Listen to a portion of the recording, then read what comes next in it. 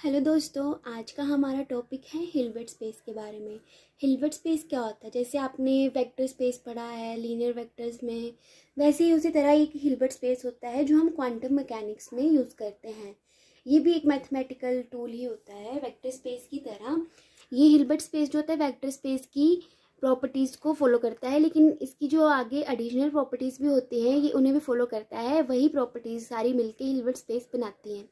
जो आपके पास वेक्टर्स होते हैं, वेक्टर्स में एक आपके पास सेट होता है वेक्टर्स का, एक होता है स्केलर्स का, और उन दोनों का सेट मिलके जो है आपके पास लीनियर वेक्टर स्पेस बनाते हैं।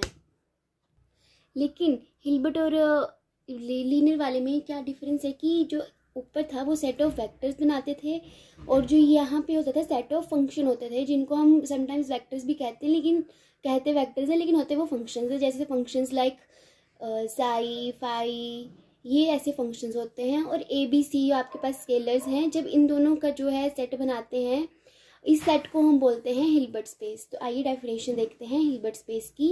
अ Hilbert space H consist of set of vectors chi, phi and a set of scalars a b c, जो कुछ प्रॉपर्टीज जो हैं फॉलो करता है। सबसे पहले है आपकी एडिशनल रूल।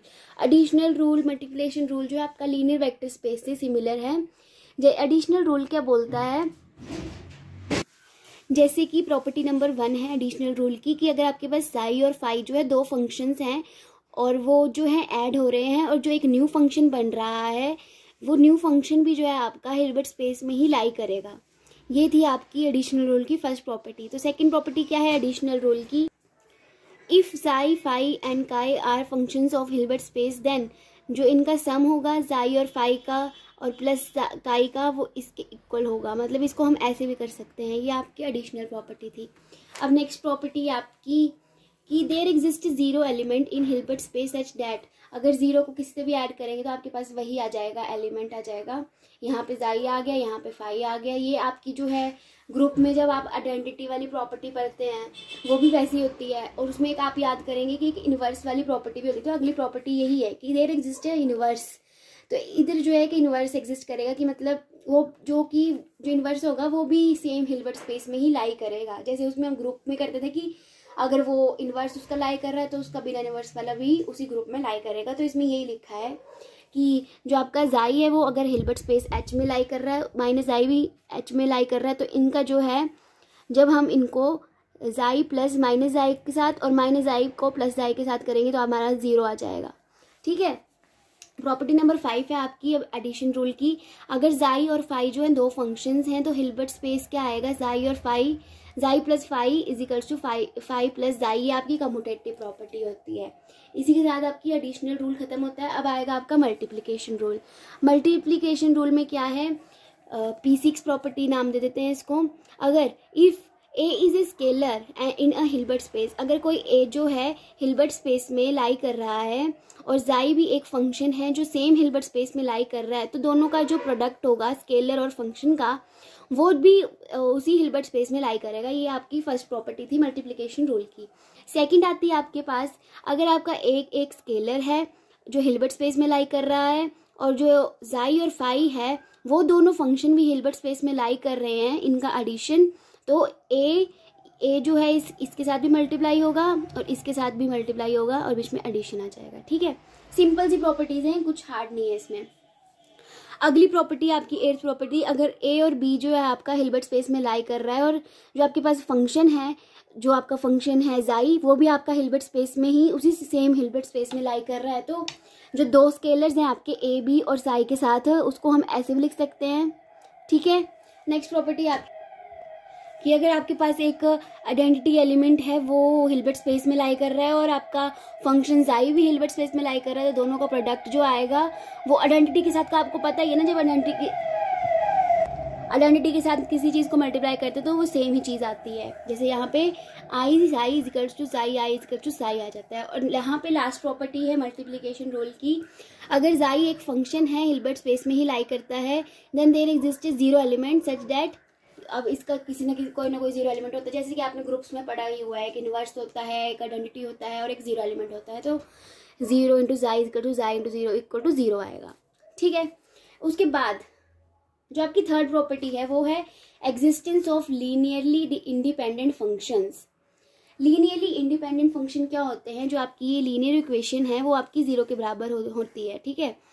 तो ये यहाँ पे इसकी पहली प्रॉपर्टी एग्जिस्टेंस की, there exist a set of linearly independent function. आपके पास ये फंक्शन है xi1 xi2 और जो कि है वो हिल्बर्ट स्पेस में लाई कर रहे हैं, तो वो ये कंडीशन को जो है फुलफिल करेंगे। ये आपके पास स्केलर्स हैं, जो आपके स्केलर्स होंगे वो जो है जीरो के बराबर होंगे, तभी आपके पास जो है ये इक्वल टू जीरो हो पाएगा ना। ये above equation has only one solution, इसका जो सोल्यूशन होगा वो एक ही होगा, जीरो होगा। तो हम लिख सकते हैं इसको समीशन की फॉर्म में भी कि summation i equals to one so on n a i chi i equal to zero. ये तो आपको पता ही है कि अगर आपको मतलब सोल्यूशन निकालना तो ये चीज़ इक्वेशन जो जीरो कब होगी, जब आपके ये स्केलर्स जो होंगे वो जीरो के इक्वल होंगे।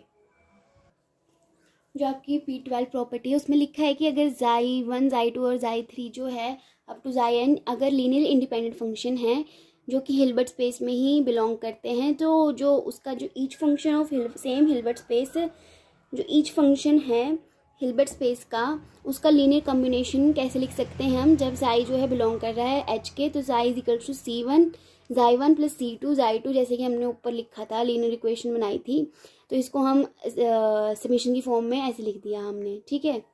और अगर फाई बिलोंग कर रहा होगा तो फाई के लिए हम क्या लिखेंगे? A1 xi1 plus A2 xi2 plus A3 xi3 up to so on AN xin, ठीक है।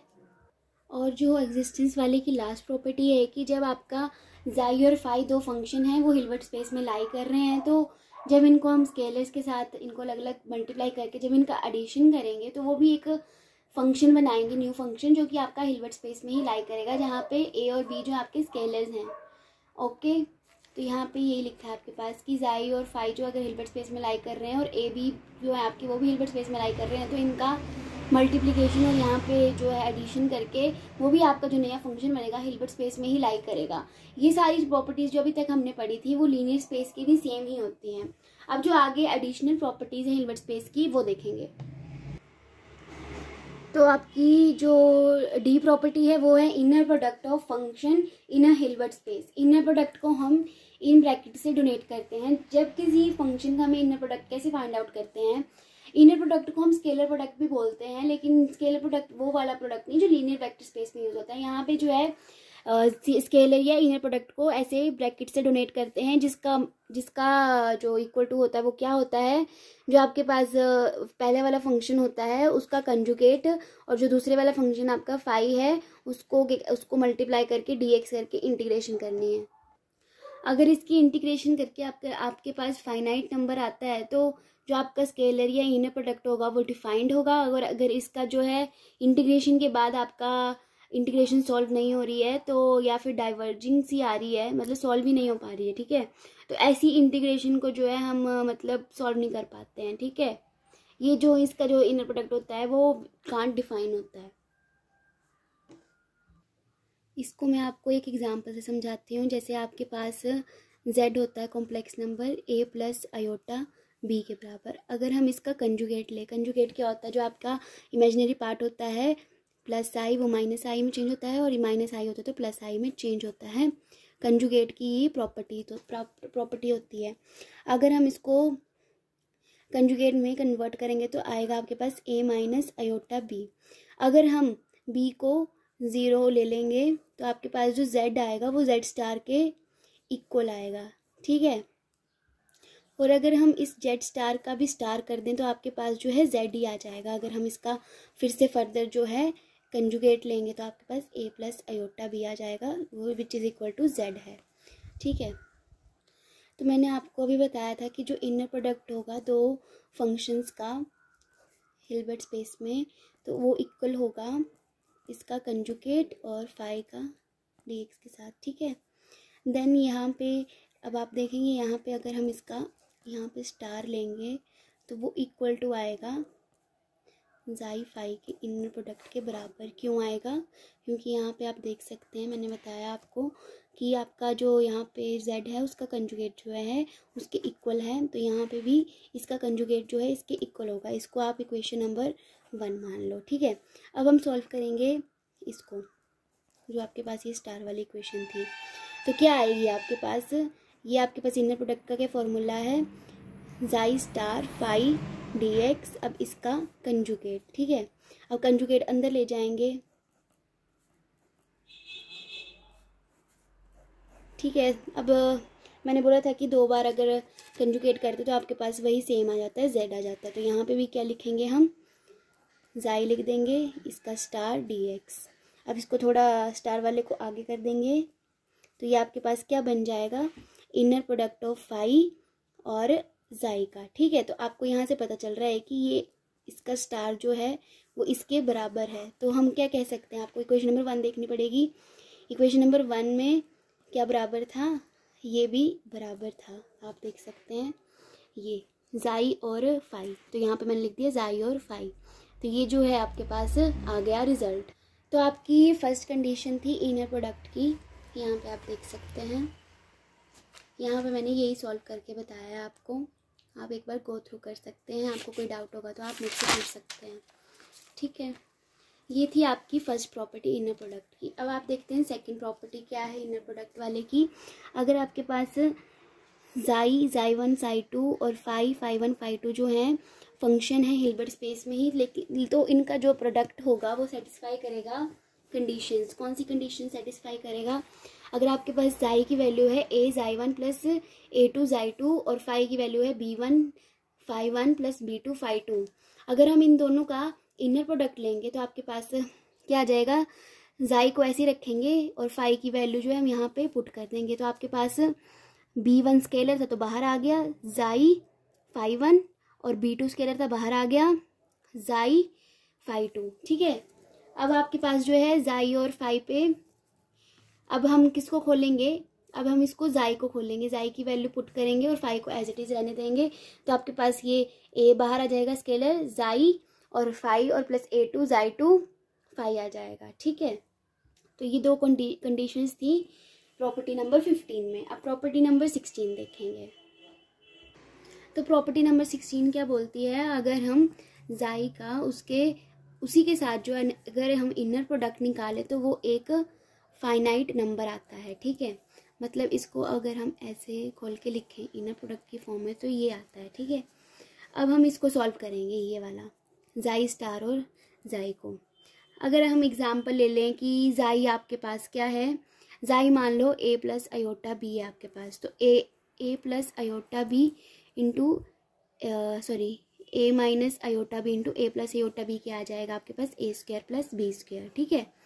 अब अगर हमें इसका जाई का मोड निकालना हो, इसकी मोड की वैल्यू निकालनी है, तो वो क्या आएगी आपके पास, आएगी a square plus b square, क्योंकि आपके पास जाई क्या है a प्लस आयोटा बी लेके चले हम, ठीक है।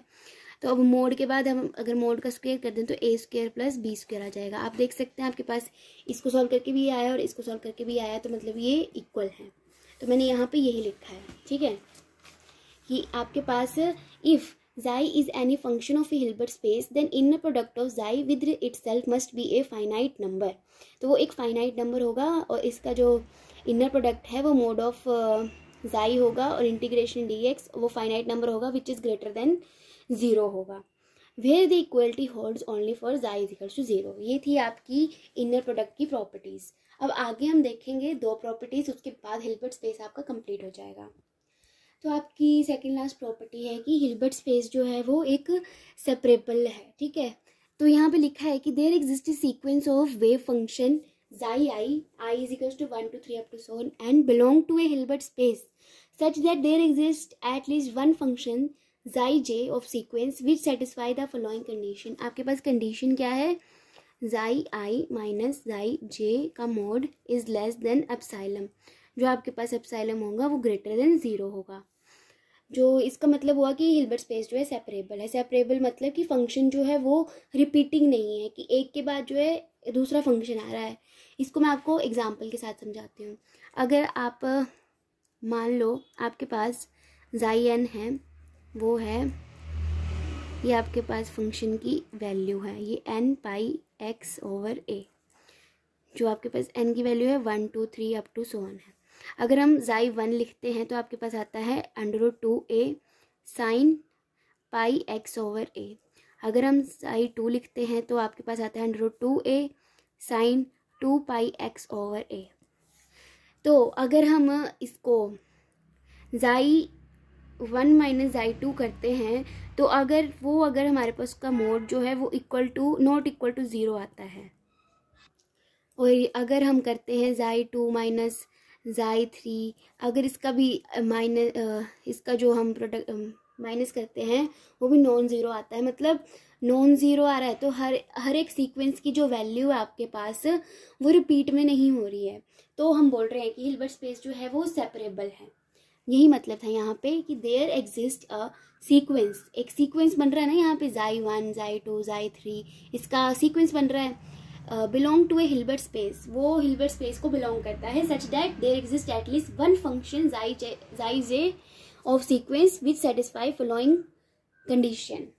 कोई ना कोई सीक्वेंस में से एक जो है ये कंडीशन जो है फुलफिल करता है कि जो आपके पास जाई आई माइनस जाई जे का जो मोड होता है वो लेस देन एप्सिलॉन होता है, और एप्सिलॉन क्या होता है आपके पास, ग्रेटर देन 0 होता है।